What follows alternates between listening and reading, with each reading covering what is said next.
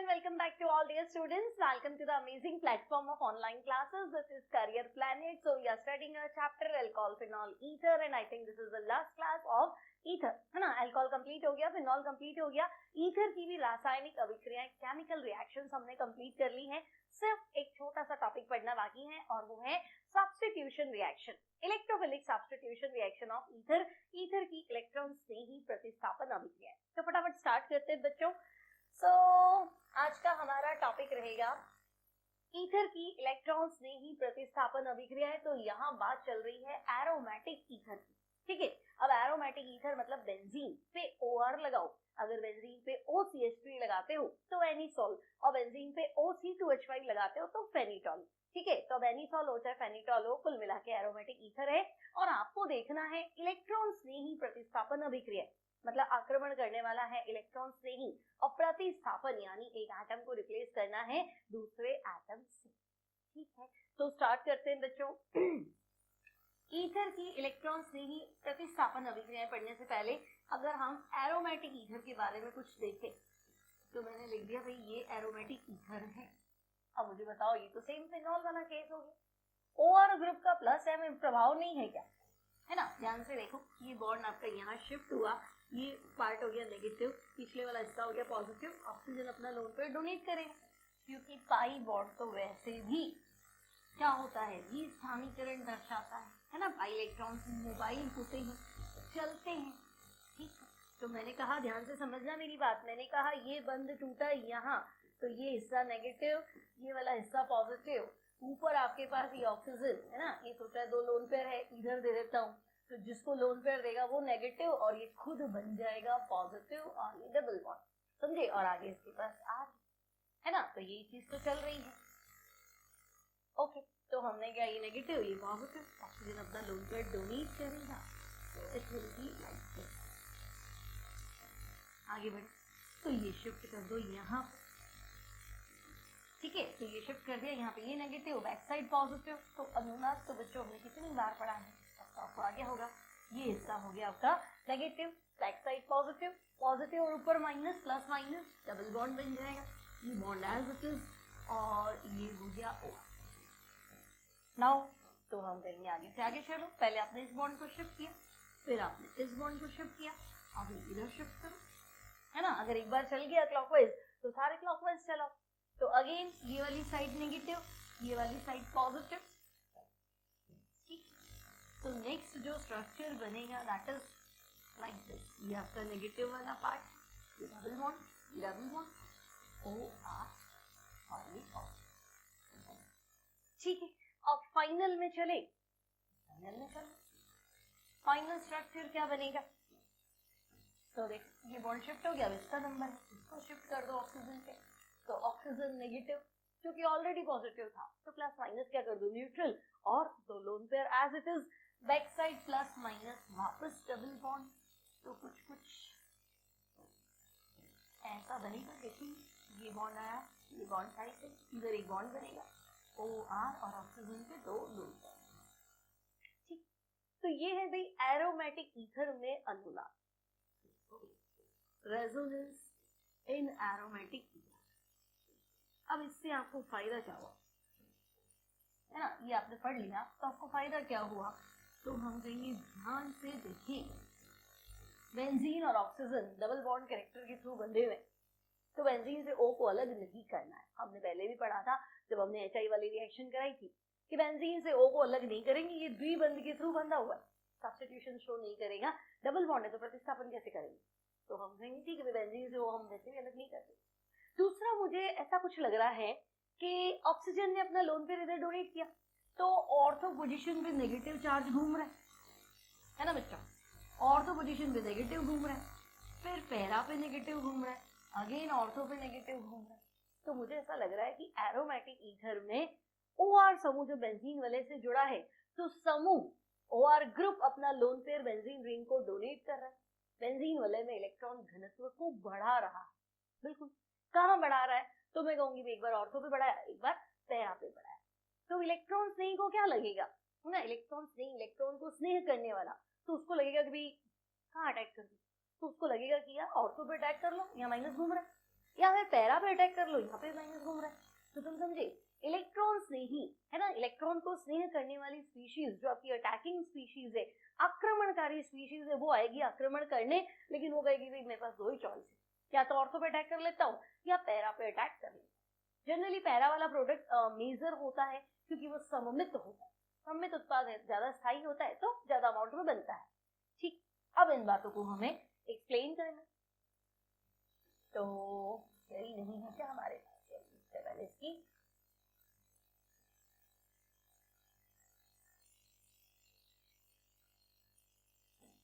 Okay. तो बच्चों aromatic ether में अनुनादी संरचनाओं से क्या स्पष्ट है, तो हम कहेंगे एरोमेटिक ईथर की रेजोनेटिंग स्ट्रक्चर, एरोमेटिक ईथर की अनुनादी संरचनाओं से स्पष्ट है कि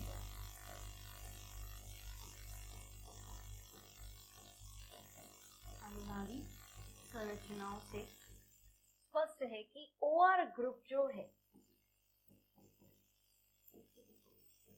OR ग्रुप, तो बच्चों OR ग्रुप का प्रभाव है, OR समूह क्या कर रहा है, ग्रुप से सिस्टम में है ना, कॉन्जुगेटेड सिस्टम में क्या हो रहा है, लोन पेयर ट्रांसफर हो रहा है, तो OR समूह प्लस M प्रभाव, ठीक है, ये जो इफेक्ट जैसे बोलते हैं प्लस M प्रभाव, तो प्लस M प्रभाव दर्शाता है। एक बात और क्या, तो हम कहेंगे प्लस M प्रभाव दर्शाएगा तथा बेंजीन वलय में ऑर्थो व पैरा स्थिति पर इलेक्ट्रॉन घनत्व को बढ़ाता है। बेंजीन वलय में ऑर्थो और पैरा पोजीशन पे इलेक्ट्रॉन डेंसिटी, इलेक्ट्रॉन घनत्व को बढ़ाता है, जिससे क्या होगा, तो हम कहेंगे बेंजीन रिंग में इलेक्ट्रॉन डेंसिटी ऑर्थो और पैरा पे है ना, तो इलेक्ट्रॉन से ही कहाँ आक्रमण करेगा, तो ऑर्थो और पैरा पे अटैक करेगा। ठीक है, तो हम कहेंगे जिससे इलेक्ट्रॉन से ही का आक्रमण, इलेक्ट्रॉन से ही का आक्रमण ऑर्थो पैरा स्थिति पर ही होता है, इलेक्ट्रॉन से ही आक्रमण करेगा ऑर्थो और पैरा स्थिति पर। इससे हमें क्या बोलने को मिलेगा, तो हम कहेंगे अच्छा हम कह रहे, अतः हम कह सकते हैं कि OR ग्रुप, हम कह सकते हैं कि OR ग्रुप जो है बच्चों, है ना, OR ग्रुप क्या है, तो हम कहेंगे देखो बेंजीन वलय में इलेक्ट्रॉन घनत्व बढ़ाता है, तो ऐसा कोई भी ग्रुप जो रिंग में इलेक्ट्रॉन डेंसिटी बढ़ाता है उसे कहते हैं एक्टिवेटिंग ग्रुप, सक्रियणकारी समूह। तो हम कहेंगे भाई OR समूह जो है वो सक्रियणकारी समूह है। ठीक है, सक्रियणकारी मतलब समझ गए ना, एक्टिवेटिंग लिखना है ना, एक्टिवेटिंग ग्रुप है। ठीक, और तो एक्टिवेट कहाँ कर रहा है, ये कह रहा है अगर मैं हूं तो मेरी प्रेजेंस में तुम अटैक करना या तो ऑर्थो पे या पैरा पे, तो एक्टिव तो करता है लेकिन ऑर्थो और पैरा पे एक्टिव करता है ना, वही कह रहा है भी अटैक करो, तो निर्देश देता है, आपको डायरेक्शन बता रहा है कि हाँ भाई अटैक तो करना लेकिन ऑर्थो और पैरा स्थिति पर ही आक्रमण करना। तो OR समूह एक्टिवेटिंग ग्रुप है तथा ऑर्थो व पैरा निर्देशी समूह है, ऑर्थो एंड पैरा डायरेक्टिव है। तो कुल मिला के जब भी मैं एरोमेटिक ईथर की रिएक्शन पढ़ूंगी है ना, तो मुझे इतना तो मेरे दिमाग में क्लियर होगा कि एक आंसर ऑर्थो है, एक आंसर पैरा। अब इसके मेजर प्रोडक्ट्स आपको पैरा ही मिलेंगे, क्यों, क्योंकि सैलिसिल्डिहाइड सैलिसिलिक एसिड तो है नहीं, फिर जब हम नहीं है वहां मेजर होने से रहा, तो पैरा मोस्ट स्टेबल है, सिमेट्रिक है, सममित है। तो अदरवाइज ऑर्थो में जब भी आपको सैलिसिलिक अम्ल मिले, सैलिसिल्डिहाइड मिले, तो वही मेजर प्रोडक्ट रहता है। ठीक है, याद रखना है ना, पिछली क्लासेस में मैंने बताया भी था कि भाई ऐसा क्यों होता है। अब इसकी कुछ रिएक्शंस देखते हैं बच्चों। तो फर्स्ट है हमारे पास examples of electrophilic substitution, electron से ही प्रतिस्थापन अभिक्रियाओं के उदाहरण। तो पहला है हैलोजिनीकरण। तो देखो, जब एनिसॉल की क्रिया एसिटिक एसिड या इथेनॉइक अम्ल में घुली ब्रोमीन से कराते हैं बच्चों, तो हम देखेंगे कि यह ऑर्थो व पैरा, ब्रोमीन से कराई ना इसने, तो यह ऑर्थो व पैरा ब्रोमोएनिसॉल, ऑर्थो व पैरा ब्रोमोएनिसॉल बनाता है। ठीक, अब बच्चों ये इतना ज्यादा एक्टिवेटिंग है कि आपको यहाँ ब्रोमीन को एक्टिव करने के लिए, ब्रोमीन के ध्रुवीकरण के लिए लुईस अम्ल की आवश्यकता नहीं। भाई जब भी हम बेंजीन रिंग पर अटैक कराते हैं तो हमें पता है लुईस अम्ल चाहिए, AlCl3 ले लो, FeCl3 ले लो, ब्रोमीनीकरण कर रहे हो तो FeBr3 ले लो। परंतु इस अभिक्रिया में आप देखेंगे आपको इस अभिक्रिया में लुईस अम्ल की आवश्यकता नहीं है, बिना उसकी भी हो जाएगी, no need of Lewis acid. तो इस अभिक्रिया में लुईस अम्ल की आवश्यकता नहीं है, no need of Lewis acid. बढ़िया, शांति। ठीक, तो अब कुल मिला के आपको क्या करना है, एनिसॉल। तो बच्चों एनिसॉल होता है मेथॉक्सी बेंजीन। ठीक है, तो हमें तो पता है एरोमेटिक ईथर है, तो अटैक या तो ऑर्थो पे होगा या पैरा पे। Okay, so this is anisole और आप एनिसॉल की अभिक्रिया कराएंगे ब्रोमीन से। ठीक है, लुईस अम्ल तो चाहिए नहीं तो हमने लिख दिया एसिटिक एसिड। अब तो आपको पता है एक बार ब्रोमीन अटैक करेगा ऑर्थो पोजीशन पे, एक बार अटैक करेगा पैरा पोजीशन। ठीक है, तो दो प्रोडक्ट बनाने कुल मिला के, एक बनाएंगे ऑर्थो ब्रोमो एनिसॉल। ठीक है, तो this is ortho bromo anisole और दूसरा है पैरा ब्रोमो एनिसॉल। तो बच्चों जब एनिसॉल की क्रिया एसिटिक अम्ल में घुली ब्रोमीन से कराते हैं तो हमें आंसर मिलेगा ऑर्थो ब्रोमो और पैरा ब्रोमो एनिसॉल। ठीक है, ये हमने लिखा ऑर्थो ब्रोमो एनिसॉल और ये है पैरा ब्रोमो एनिसॉल। अब आपको पता है पैरा प्रोडक्ट जो है वो मेजर, और यहाँ पे तो पैरा 90% है और ऑर्थो 10% है। तो पैरा पे अटैकिंग चांसेस ज्यादा होते, प्रोडक्ट की स्टेबिलिटी भी ज्यादा है, that's why para major product है। क्लियर, यहाँ तक तो कोई टेंशन ही नहीं है। आगे बढ़ते हैं, फ्रीडल क्राफ्ट अभिक्रिया। तो भाई फ्रीडल क्राफ्ट दो प्रकार की, एक फ्रीडल क्राफ्ट एसिटाइलेशन और एक Friedel Crafts alkylation. Friedel Crafts एल्किलीकरण, ठीक है, और एल्किलीकरण का मतलब है एल्किल समूह का जुड़ना। ठीक है, फ्रीडल क्राफ्ट एल्काइलेशन, एल्किलीकरण यानी एल्किल समूह का जुड़ना। मतलब करें क्या आप, तो भाई आपको क्या करना है, एनिसॉल की क्रिया, एनिसॉल लिख दी, एनिसॉल लिख दी, मुझे पता है ऑर्थो पैरा पोजीशन हाईलाइट कर। तो बच्चों जब एनिसॉल की क्रिया लुईस अम्ल की उपस्थिति में किसी एल्किल हैलाइड, मान लो मैंने ले लिया मैथिल क्लोराइड, और लुईस एसिड फ्रीडल क्राफ्ट में मोस्टली हम क्या देते हैं, AlCl, निर्जल AlCl3 से कराते, मतलब निर्जल AlCl3 की उपस्थिति में मैथिल क्लोराइड से कराते हैं। तो भी चांस या तो ये बाहर जाएगा या ये बाहर जाएगा, यहाँ से Cl, क्योंकि आपके पास इलेक्ट्रॉन्स नहीं है CH3+, है ना, मैकेनिज्म का मेरा स्टेप याद है ना, AlCl3 मैथिल क्लोराइड को ध्रुवीकृत करता है।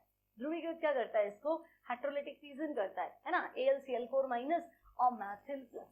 तो यहाँ आक्रमणकारी की बात करूं तो बच्चों आक्रमणकारी मैथिल प्लस है ना। फ्रीडल क्राफ्ट में अटैकिंग स्पीशीज कौन है, तो हम कहेंगे मैथिल प्लस, कहाँ धन आयन जो कि इलेक्ट्रॉन्स नहीं है। तो अब तुम्हें ये तो नहीं लग रहा कि आप दो H रिप्लेस कर रहे हो, यहाँ पे एक ही ले रहे हो ना, ये तो परसेंटेज है। ठीक है, ऐसा थोड़ा है कि अभिक्रिया में एक ही अणु होगा, बहुत सारे होंगे, एनिसॉल के अणु बहुत सारे होंगे और बहुत सारे मैथिल क्लोराइड होंगे। ठीक है, तो परसेंटेज है ना। तो एक बार मैथिल समूह को तुमने कहाँ लगा दिया, ऑर्थो पे, और दूसरी बार कहाँ लगा दिया, पैरा। अब आपको पता है ईथर का तो प्रीफिक्स लगता है, तो ये तो मिथॉक्सी हो गया, IUPAC लिखना है, बाकी तो ऑर्थो मैथिल एनिसॉल नहीं, टॉलुइन है ना, क्योंकि एरोमेटिक ग्रुप जो है वो ज्यादा इंपॉर्टेंट है, हाइड्रोकार्बन ज्यादा इंपॉर्टेंट है as compare to ether. Ether तो हम प्रीफिक्स लिखते हैं, पूर्व लगने लगाते, तो हम कहेंगे भाई ये पूरा का पूरा है टॉलुइन। मैथिल बेंजीन को क्या पढ़ेंगे, टॉलुइन, और उसके ऊपर क्या लगा हुआ है, मिथॉक्सी। अब मेजर और माइनर की बात करें तो आपको पता है ऑर्थो प्रोडक्ट माइनर मुख्य उत्पाद है आपका पैरा प्रोडक्ट। पैरा समावयवी मुख्य उत्पाद है और ऑर्थो प्रोडक्ट जो है वो माइनर। नाम क्या लिखना है? तो भाई टॉलुइन की रिस्पेक्ट में लिखो, तो ये 1 हो गया, ये 2 हो गया। अब आप नाम भी लिखो, तो नाम है इसका 2-मेथॉक्सी टॉलुइन। वो सीरियसली को क्या पढ़ोगे? मेथॉक्सी। तो ये है 2-मेथॉक्सी टॉलुइन और ये है आपका 4-मेथॉक्सी टॉलुइन। तो क्या होता है जब एरोमेटिक ईथर की क्रिया मैथिल क्लोराइड से निर्जल AlCl3 की प्रेजेंस में कराते हैं? तो आंसर होगा 2-मेथॉक्सीटोलुइन और 4-मेथॉक्सीटोलुइन बनेगा। तो ये हमारी हो गई फ्रिडल क्राफ्ट अभिक्रिया। कोई टेंशन नहीं, यहाँ पे आगे बढ़े। तो भाई ये फ्रिडल क्राफ्ट एल्किलीकरण है ना। फ्रिडल क्राफ्ट तो 2 थी, एल्किलीकरण भी थी और एसिटिलीकरण भी थी। तो अब आप चले फ्रिडल क्राफ्ट एसिटिलीकरण के पास। ठीक है, तो नेक्स्ट है acetylation. Second part Friedel Crafts का, फ्रिडल क्राफ्ट एसिटिलीकरण। अब बच्चों एसिटिलीकरण होता है एसिटिल समूह का जुड़ना। ठीक है, एसिटिल समूह यानी कि CH3C double bond O adding of acetyl group. Acetyl समूह का जुड़ना एसिटिलीकरण होता है। तो करना क्या है? तो बच्चों आपको अभिक्रिया करानी है एनीसॉल यानी कि मेथॉक्सीबेंजीन। तो हमें पता है एरोमेटिक ईथर ऑर्थो पैरा निर्देश। तो जब एनीसॉल की क्रिया एसिटिल क्लोराइड से कराते हैं, फ्रिडल क्राफ्ट है, तो आपको लेना है निर्जल AlCl। ठीक है, तो हमें पता है कि इस H को रिप्लेस करना है, इसको भी रिप्लेस करना है ना। और यहाँ से आपका ये Cl नेगेटिव वाला पार्ट है पॉजिटिव। ठीक है ना, ये दोनों तो AlCl4 माइनस बना लेंगे, है ना। इसका अटैकिंग स्पीशीज की बात करें तो ये एसिटाइल कार्ब धनायन। ठीक है, ये इसकी अटैकिंग स्पीशीज है CH3C double bond O। CH3C double bond. ठीक है, ये आपका इलेक्ट्रोफाइल, ये जाके अटैक करेगा। तो एसिटिल समूह को एक बार ऑर्थो पे जोड़ो, एक बार पैरा। कनेक्शन कार्बन से रखेंगे, किसी आवश्यकता खाली है, मैथन से मत कनेक्ट करना, है ना। बहुत सारे बच्चे उल्टा कर देते हैं। तो आप एनीसॉल लिखे और एसिटिल समूह एक बार ऑर्थो पे लगा दो और एक बार एसिटिल समूह पैरा पे लगा दो। अब आपको पता है मेजर प्रोडक्ट जो है वो पैरा है। ये तो है अल्प उत्पाद और ये है मुख्य उत्पाद। ठीक है, अब या तो लिख दो ऑर्थो एसिटिल एनीसॉल, और क्या लिख दो? एसिटिल समूह तो जोड़ा है तुमने ऑर्थो पे, तो बच्चों ऑर्थो एसिटिल एनीसॉल, या फिर लिख दो पैरा एसिटिल एनीसॉल। और IUPAC लिखना है तो ढंग से लिखो। आपको पता है ketone benzene C double bond OCH3। तो फेनिल के पास वाला कीटोन अगर हो तो फिनॉन पढ़ते हैं। यदि फेनिल के पास कीटोन हो तो फिनॉन पढ़ते हैं। तो बच्चों अगर आप आगे एल्डिहाइड कीटोन पढ़ते हैं ना तो उसमें आपको ये मिलेगा एसिटोफिनॉन। ठीक है, तो ये नंबर 1 हो गया एसिटोफिनॉन और ये 2 पे हो गया मेथॉक्सी। तो IUPAC नाम लिखेंगे बच्चों, so this will be methoxy acetophenone. ठीक है, तो ये आया 2-मेथॉक्सी एसिटोफिनॉन। और दूसरे में जाओ तो 4-मेथॉक्सी एसिटोफिनॉन। यहाँ आ गए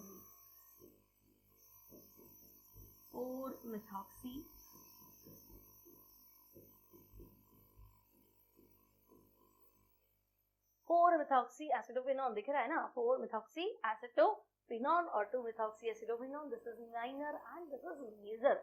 तो बोलो कोई तकलीफ है? एनीसॉल की क्रिया एसिटिल क्लोराइड से लुईस अम्ल की उपस्थिति में कराते हैं तो ऑर्थो और पैरा स्थिति पर एसिटिल समूह इलेक्ट्रॉन से ही प्रतिस्थापन अभिक्रिया के द्वारा जुड़ जाता है और हमें जो आंसर मिलता है वो है 2-मेथॉक्सी एसिटोफिनॉल एंड 4-मेथॉक्सी एसिटोफिनॉल। सिंपल है, सेम हमने फिनॉल में भी तो पढ़ा था। ठीक है ना, यहाँ O और CH3 एसिड आ गया, H लिख दो, सेम अभिक्रिया थी फिनॉल के अंदर। ठीक है, अब नेक्स्ट है तुम्हारे पास नाइट्रेशन यानी कि नाइट्रीकरण। तो बच्चों एनीसॉल की क्रिया सांद्र H2SO4 और इसको फिर बच्चे कहेंगे हैंड रिटन नोट्स में आपने दो रिएक्शन में तो लिखा ही नहीं, आपने ये तो किया ही नहीं, है ना। कहीं कोई मिस्टेक छोड़ना नहीं है। तो जब एनीसॉल की क्रिया नाइट्रीफाइंग मिक्सचर से कराते हैं, एनीसॉल की क्रिया सांद्र H2SO4 और सांद्र HNO3 के मिश्रण से कराते हैं। ठीक है, नाइट्रीफाइंग मिक्सचर बोलते हैं, नाइट्रो ग्रुप जुड़ेगा इससे। तो सांद्र H2SO4 और सांद्र HNO3 के मिश्रण से कराते हैं। तो वही ये मिश्रण आपको नाइट्रो समूह देगा, नाइट्रोनियम आयन देगा, कराते हैं। तो यह ऑर्थो व पैरा नाइट्रोफिनॉल, फिनॉल नहीं होना चाहिए, एनीसॉल होना चाहिए ना, रिएक्शन तो एनीसॉल की कराई। तो यह ऑर्थो व पैरा नाइट्रो एनीसॉल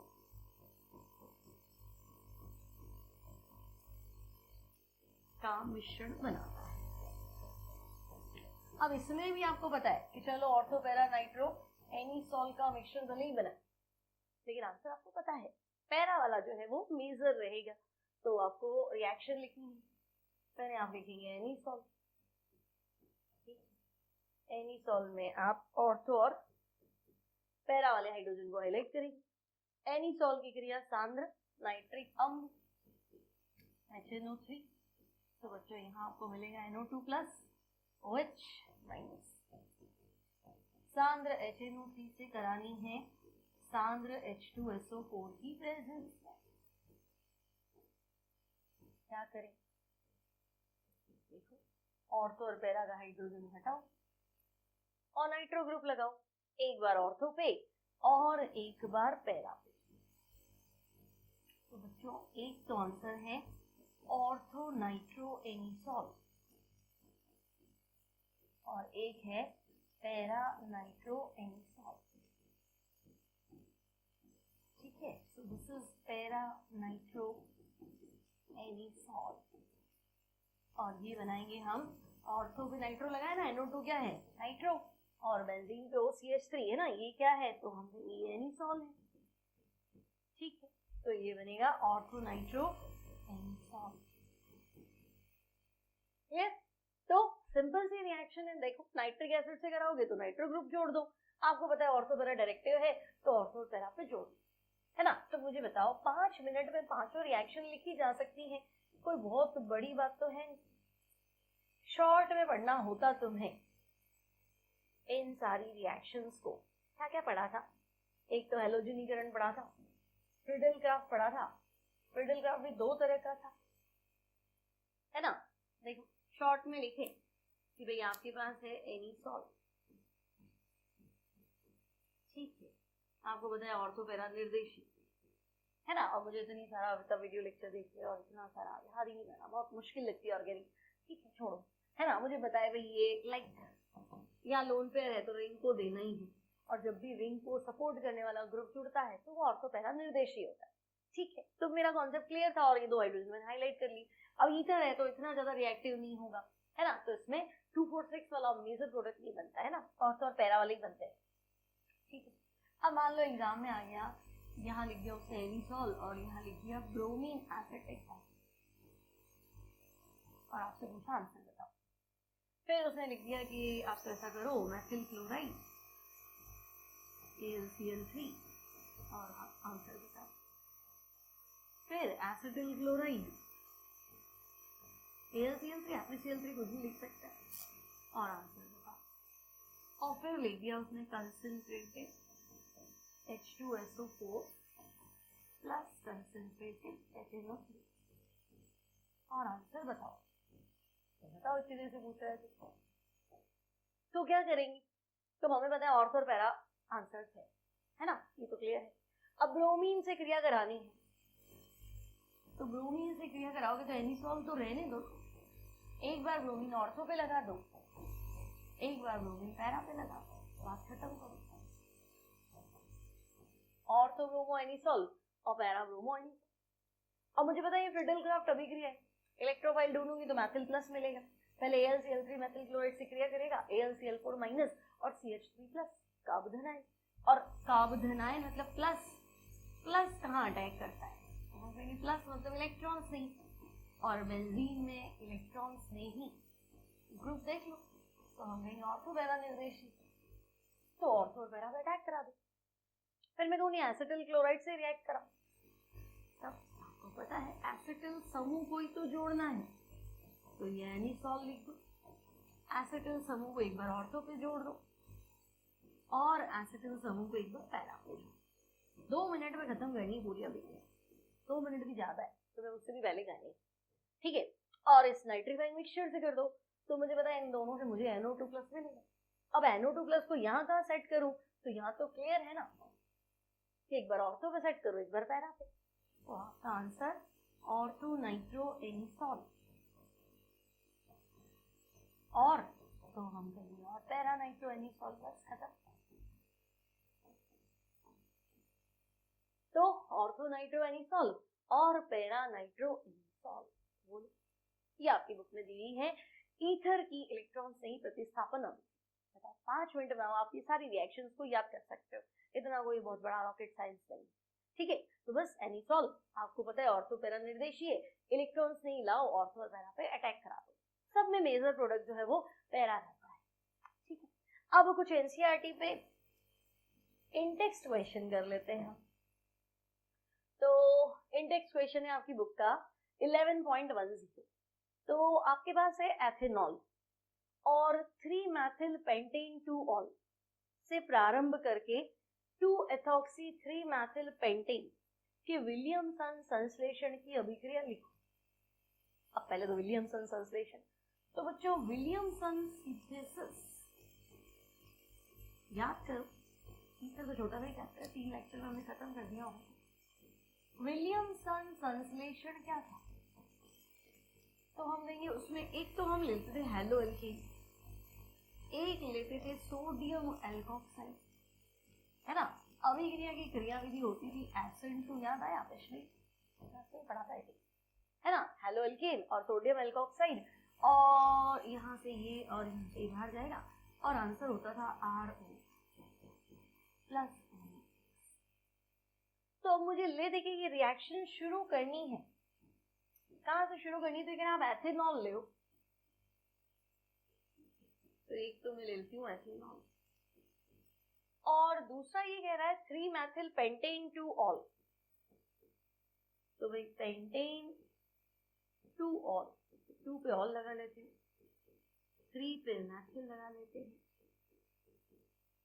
1 2 3 4, मतलब मुझे इसको और इसको तो काम में लेना है और रिएक्शन मुझे शुरू करनी है, ठीक है। अब ले देखिए मुझे तो वहां पहुंचता है, मुझे एक हेलो एल्केन चाहिए, एक सोडियम एल्कोक्साइड चाहिए। अब ये भी अल्कोहल है, ये भी अल्कोहल है, तो मैं किसका हेलो एल्केन बनाऊं, किसका सोडियम एल्कोक्साइड बनाऊं?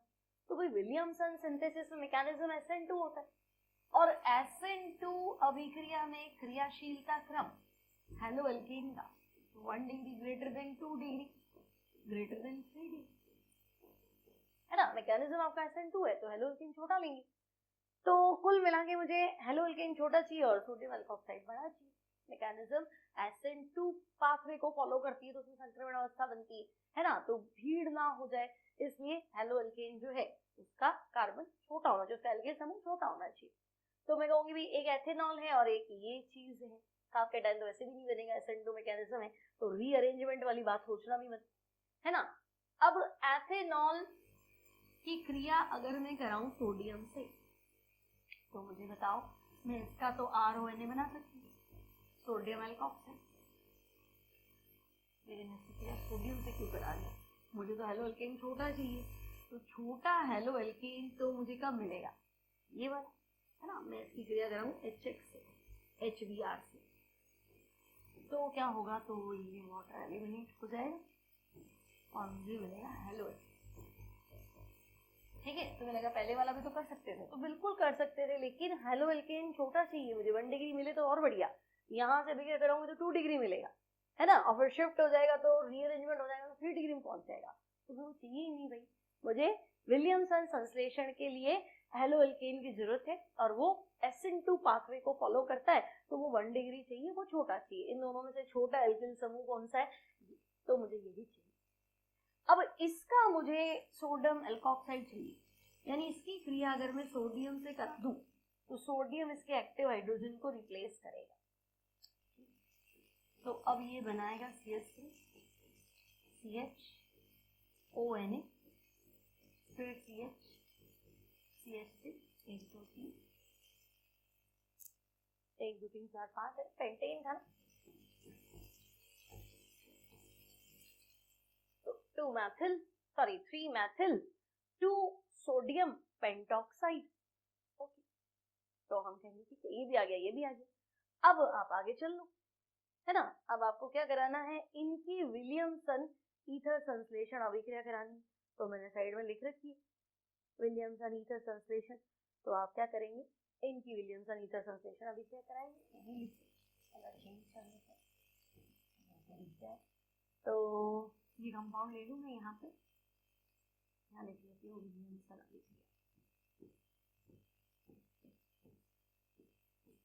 ठीक है, विलियमसन अभिक्रिया यानी ये ले लो CH3 CHONA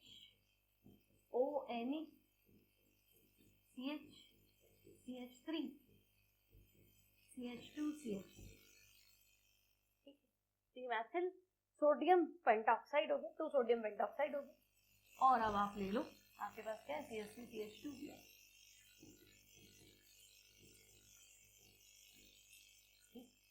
अब विलियमसन में था क्या, NaX, NaBr को बाहर निकाल दो, यहाँ से Na और यहाँ से Br को बाहर निकाल दो और आप आंसर बना दो। आपको पता ही SN2 का आंसर क्या होता है, तो 5 कार्बन सीधे लिख दो, CH3 CH यहाँ O था, फिर ये CH यहाँ मैथिल था और बाकी 5 कार्बन सीधे। ठीक है, Na और Br निकल गया तो एथिल समूह ही नहीं लगा,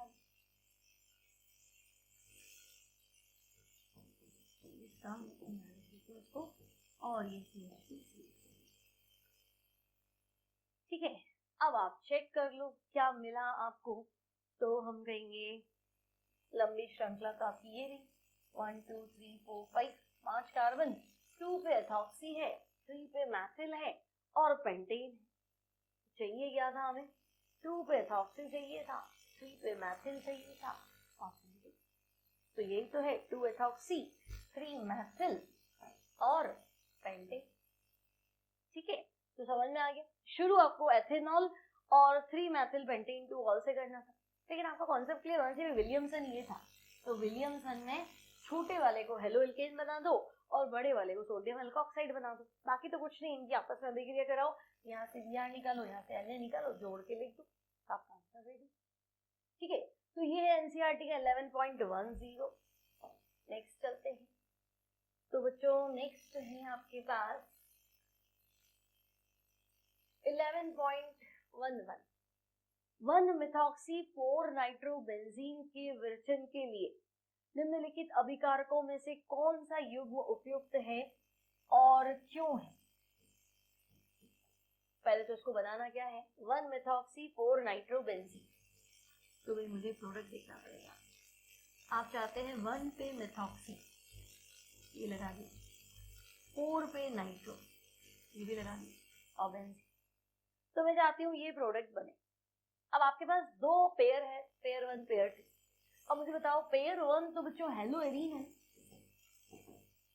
है ना, और हेलो एरीन तो गड़बड़ करेगा।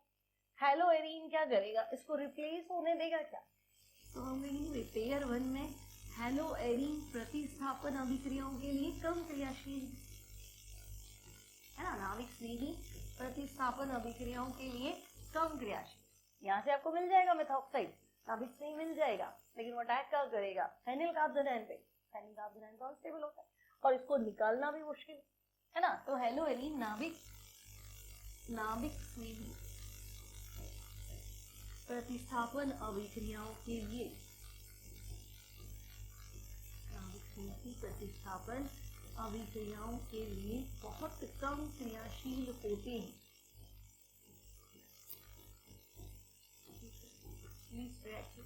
बहुत कम क्रियाशील होते हैं, है ना। तो फिर इससे तो बनाना ही नहीं है। अब वहां हम देखेंगे कि हाँ चॉइस है भाई, मैं बेंजीन से O को अलग नहीं कर सकती, फिनॉक्साइड तो मुझे पता है स्टेबल है। हाँ तो मैं NaBr अलग कर सकती हूँ और ये मैथिल ब्रोमो, इसमें कोई दिक्कत नहीं है, SN2 मैकेनिज्म के थ्रू ये कनेक्ट हो जाए। तो ये सेकंड पेयर आपका जो है ये ठीक है। अगर आप 4 नाइट्रो सोडियम फिनॉक्साइड की अभिक्रिया मैथिल ब्रोमाइड से करेंगे तो कुल मिला के NaBr बाहर चला जाएगा और आपका आंसर जो आप लिख रहे थे 1-methoxy 4-नाइट्रोबेंजीन, तो हम देंगे हाँ 1-methoxy 4-नाइट्रोबेंजीन बन जाएगा, कोई इश्यू नहीं।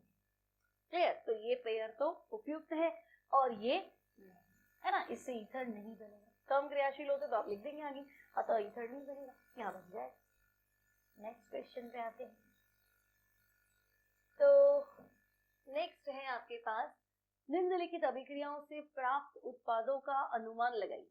क्वेश्चन नंबर 11.12, ये भी इन टेक्स्ट है, पाठ्य निहित प्रश्न।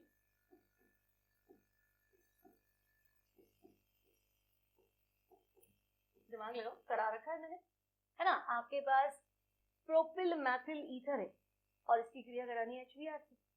तो आपको पता है कि जब हम HBr से क्रिया कराते हैं, एक मूल्य दे रखा है ना, तो हमने पढ़ा था यदि एक समूह मैथिल और दूसरा समूह 1 डिग्री या 2 डिग्री एल्किल हो तो SN2 पाथवे अभिक्रिया की क्रियाविधि SN2 क्रियाविधि होगी। हैलाइड आयन वहां अटैक करेगा जो एल्किल समूह छोटा है, तो हैलाइड आयन यानी कि Br वहां अटैक करेगा जो एल्किल समूह छोटा है, तो ये यहाँ अटैक करेगा। और प्रोटॉन जो है वो यहाँ अटैक करेगा, ये बॉन्ड यहाँ से टूटेगा। तो बच्चों आपका जो आंसर होगा वो होगा CH3 CH2 CH2OH plus CH3। यहाँ पे स्टेरिक हिंड्रेंस है ना, त्रिविम कारक स्टेरिक फैक्टर जो है वो डोमिनेंट होगा।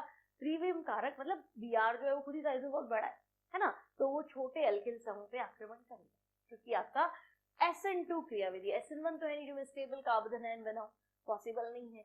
SN2 है, संकरण अवस्था बनती है, तो संकरण अवस्था में वैसे ही कार्बन पंच संयोजी हो जाता है ना, तो वैसी हिंड्रेंस होती है, तो हमें एल्किल समूह छोटा देखना है, तो हेलोजन छोटे एल्किल समूह पे आक्रमण करेगा। ठीक, नेक्स्ट। तो नेक्स्ट है इस बार आपके पास फेनिटॉल की क्रिया HBr। तो मैंने आपको सिखाया है कि बेंजीन से O तो अलग नहीं कर सकते, इसको अलग करना, और HBr में H प्लस है, Br माइनस है, और ये फिनॉक्साइड है ना, ये नेगेटिव है, ये तो अब तुम आंसर बना सकते हो। फिनॉल तो तुम्हें बनाना ही, कभी भी ऐसा क्वेश्चन हो तो फिनॉल का जुगाड़ लगा लो, ये तो बनेगा। तो साथ में C2H5 दिया तो तुम्हारा आंसर हो जाएगा फिनॉल और ब्रोमो एसिड, इसमें कोई इश्यू नहीं। नेक्स्ट। तो नेक्स्ट फिर से एनीसॉल है और इस बार तुम्हारे पास है सांद्र H2SO4 और HNO3, तो हम कहेंगे नाइट्रिकारी मिश्रण। अब नाइट्रिकारी मिश्रण है तो हमें पता है यहाँ से NO2 प्लस मिलना है, ठीक है। अब आपका जो ईथर है ये ऑर्थो पैरा डायरेक्टिव है, तो आपको पता है इन दोनों से मुझे नाइट्रो मिलने वाला है, और उस नाइट्रो को एक बार ऑर्थो पे लगा लो और एक बार पैरा पे लगा लो, ठीक। तो ये हमारा यही लिखा हुआ, तो मैं लिख सकती हूँ ताकि हम कंफ्यूजन नहीं। अब मेजर प्रोडक्ट पैरा है, तो पैरा नाइट्रो फेनिटॉल, ठीक है ना भाई, आपने सामने वाली पोजीशन है ना, ऑर्थो मेटा पैरा, ये मुख्य उत्पाद लिखेंगे और सह उत्पाद भी लिखेंगे, तो हम कहेंगे ये एनिसॉल तो है OC2H5 और ऑर्थो पे नाइट्रो लिख दो, तो ये अल्फो उत्पाद, मेजर और माइनर, ठीक है। ये हमारा थर्ड प्रॉब्लम। नेक्स्ट है हमारे पास ये इस तरह का रिएक्शन, देखो तृतीयक butyl ethyl ether tertiary butyl ethyl ether की क्रिया आप कराएं HI से, तो बच्चों HI तो हमें फिक्स है H प्लस I। अब आपको पता है यदि एक समूह एल्किल और दूसरा समूह 3 डिग्री एल्किल हो, है ना, एक तो 1 डिग्री चल जाएगा, मैथिल एथिल चल जाएगा, लेकिन अगर 3 डिग्री है तो SN1 क्रियाविधि का पालन होगा। और अगर SN1 क्रियाविधि लगेगी तो कार्बोधनायन बनेगा, तो कार्बोधनायन ये प्लस ये माइनस। अब आपको कुल मिला के प्लस माइनस कोई तो कनेक्ट करना। तो अगर मैं कह रही हूँ तृतीयक ब्यूटिल कार्बोधनायन है तो उस कार्बोधनायन के साथ I जोड़ दो, और दूसरा C2H5O है ना, तो यहाँ H है। एक तो बना एथिल अल्कोहल और एक बनेगा तृतीयक ब्यूटिल आयोडाइड। ये आपका फाइनल आंसर। क्लियर? तो यहाँ कंप्लीट हुआ हमारा चैप्टर ईथर और उसके इंटेक्स क्वेश्चन। अब हम मिलेंगे ईथर की एनसीईआरटी प्रॉब्लम्स के साथ। तब तक के लिए कीप स्टडिंग, कीप प्रैक्टिसिंग।